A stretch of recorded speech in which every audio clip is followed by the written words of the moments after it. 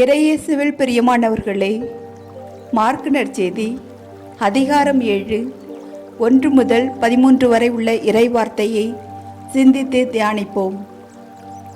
இன்றைய நற்செய்தியில் இயேசு பரிசேயர்களை பார்த்து, இம்மக்கள் உதட்டினால் என்னை போற்றுகின்றனர், இவர்கள் உள்ளமோ என்னை விட்டு வெகு தொலைவில் இருக்கிறது என்று அவர்களின் வெளிவேடத்தை சுட்டிக்காட்டுகிறார். பரிசேயர்கள் கடவுளின் கட்டளைகளை விட மனிதர்கள் உருவாக்கிய சடங்குகளுக்கும் பாரம்பரியங்களுக்கும் அதிக முக்கியத்துவம் கொடுத்தார்கள். கைகளை கழுவுவதும் வெளிப்புற சடங்குகளும் அலங்காரங்களும் முக்கியமல்ல, மாறாக இதயத்தின் தூய்மையே முக்கியம். உண்மையான பக்தி என்பது அன்பை மற்றவர்களுக்கு கொடுப்பதுதான். விவிலியத்தில் கொடுக்கப்பட்டுள்ள குர்பான் என்ற வார்த்தை ஹீப்ரு மொழி.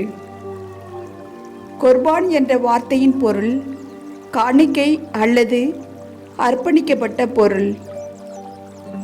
சட்டத்திற்கு மட்டும் முக்கியத்துவம் கொடுத்த வெளிவேடக்கார பரிசேயர்கள் பெற்றோர்களுக்கு செய்ய வேண்டிய கடமையிலிருந்து தப்பிக்க தங்கள் சொத்துக்களை கடவுளுக்கு காணிக்கையாக அர்ப்பணித்ததாக கூறியதை இயேசு கண்டிக்கிறார்.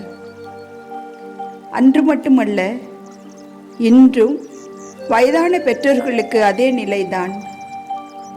அவர்களின் அணிகலன்களும் சொத்துக்களும் பறிக்கப்பட்டு கவனிப்பாரின்றி தெருக்களிலும் பஸ் நிலையங்களிலும் அலைவதை நாம் பார்க்கின்றோம். எனவே இந்நிலைகள் மாற நம் பெற்றோர்களை மதித்து ஏற்றுக்கொண்டு அன்பு செய்வோம்.